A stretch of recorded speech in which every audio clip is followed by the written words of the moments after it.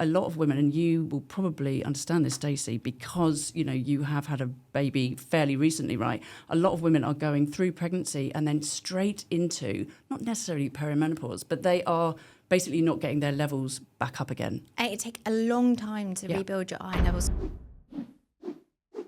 When I start working one-to-one with a client, this is what I would normally do, and that is to get them to do a little bit of a life audit and invest their time, doesn't have to be money, but invest in some testing if they haven't done already with their GP.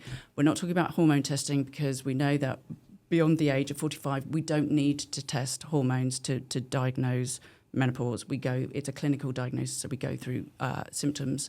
But what I would tell them to do is to, get some base bloods done, just because there are a lot of symptoms from menopause that actually cross over with deficiencies. Oh, interesting. Yeah. So, for example, I've just written a white paper actually about this, about flooding. So, really, really heavy periods, which then causes iron loss, which then leads to, a whole host of symptoms that are very often deemed perimenopause. So extreme fatigue, getting ill more often, hair shedding. Exactly. Palpitations, itchy skin, restless legs. The list is really long. And I think for a lot of women, and you will probably understand this, Stacey, because, you have had a baby fairly recently, right? A lot of women are going through pregnancy and then straight into, not necessarily perimenopause, but they are basically not getting their levels back up again. And it takes a long time to rebuild your iron levels. So I actually had low iron through my last pregnancy, and I was breathless for months to the point I was being told by doctors I was having panic attacks. I started taking iron and they went away. Isn't it funny? Yeah, but my baseline stores had been depleted, and it took a very, very long time, probably 18 months to build it back because I was still breastfeeding, which didn't help. Yeah. Your baby kind of takes it all, right? I think it's the micronutrients that the world is the most deficient in is iron.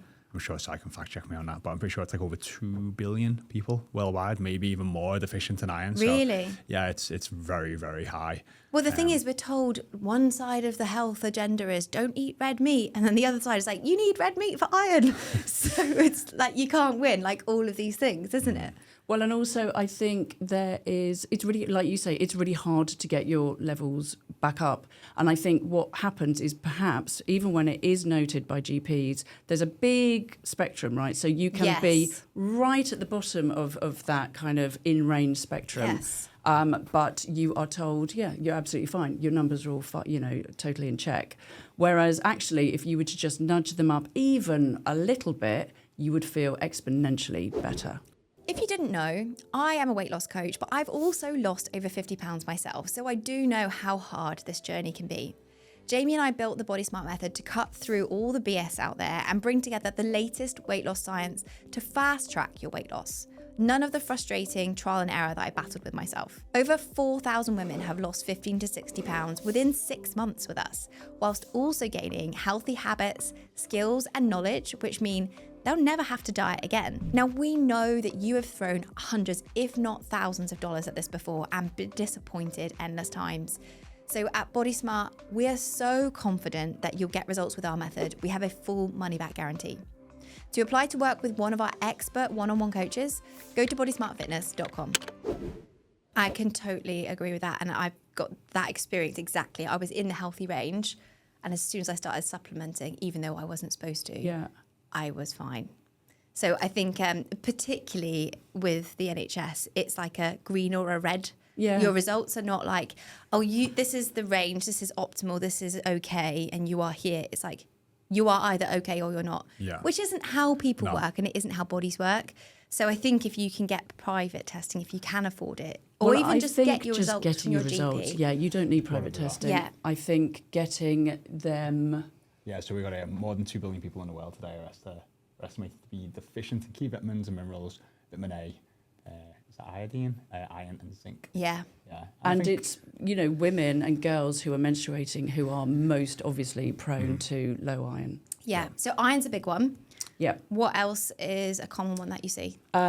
So I would get vitamin D done. Yeah. I would get folate. So, things that we've just touched on. I would get B12. We are moving towards a kind of more of a plant-based way of eating. It doesn't suit everybody. And it's really hard to get B12 from non-animal sources. So I would get those done. I would get HbA1c. I think there's a lot of chat about CGMs at the moment. Can you just explain those terms? Yeah, so CGMs are continuous glucose monitors, which are traditionally used by people with diabetes. So these are the their devices blood that you put on your arm glucose. and it connects to an app and it tells you Yeah. what happens to your blood sugar after you eat a certain food. And it's really trendy, they're marketed really well. You have a really nice... Unfortunately as well, I think it's actually like a net negative because the algorithms in these systems aren't great, and it's also just giving people like a lot of like carb phobia, which I was like, fuck, we've come so far away from the We've tried so yeah, hard. from the anti Atkins and the anti like low carb movements and just everything being low carb. Felt like we've come so far, and now people are eating an apple and getting a glucose spike and going, oh no, like apples are not good for me. So I'll go off and eat a chicken drumstick instead. Yeah. There's no nuance, is there, unfortunately, particularly if you're getting your info through social media and stuff like that. A much better way. And also, it's totally normal. When you eat something with carbohydrates in it, your glucose will go up and then it will come back down again. That's just showing that you're, in a healthy body. So I think a much better predictor of where your blood glucose is at, because a lot of women actually at this time do find that they have, they are more insulin resistant, perhaps, not always, but sometimes. So a much better predictor is to get what's called an HbA1c test. And essentially what it's doing is measuring your blood glucose over the previous 90 days. Yeah. So it's free, in the UK.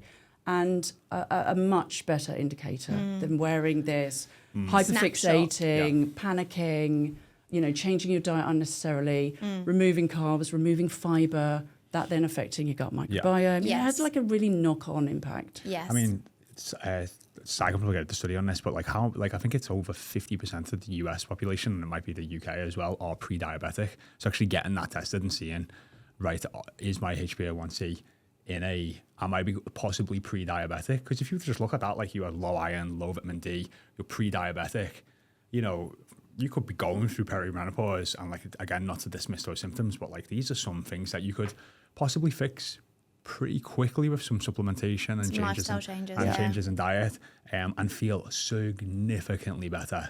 And it's not surprising as well, that amount of people are becoming pre-diabetic with the amount of sugar that is just in everybody's diet nowadays. People are going to Starbucks and getting a caramel frappuccino. Which I just had one for lunch. Well, I wouldn't normally, would I? That actually wasn't that bad. But some of these drinks have got 80 to 100 grams of sugar in, which you don't even need in 2 days, never mind one drink.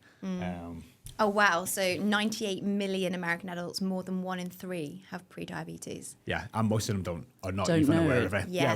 Which is huge, because you're like, oh, I feel all these symptoms, I'm getting all these menopause ads. Is this the issue? And you might actually not. Is there a lot of crossover on the symptoms for pre-diabetes? So so weight issues, insulin resistance, you might notice things like skin changes. So there is fatigue. Yeah. And so actually, when we're talking about lifestyle changes and diet changes that can help, they're going to help you feel better anyway, whether you've got pre-diabetes or not. But if you have, then you're also doing your health a favour. Well, and also knowing these things, having that awareness sometimes is the kind of kickstart that people need to actually do something about it.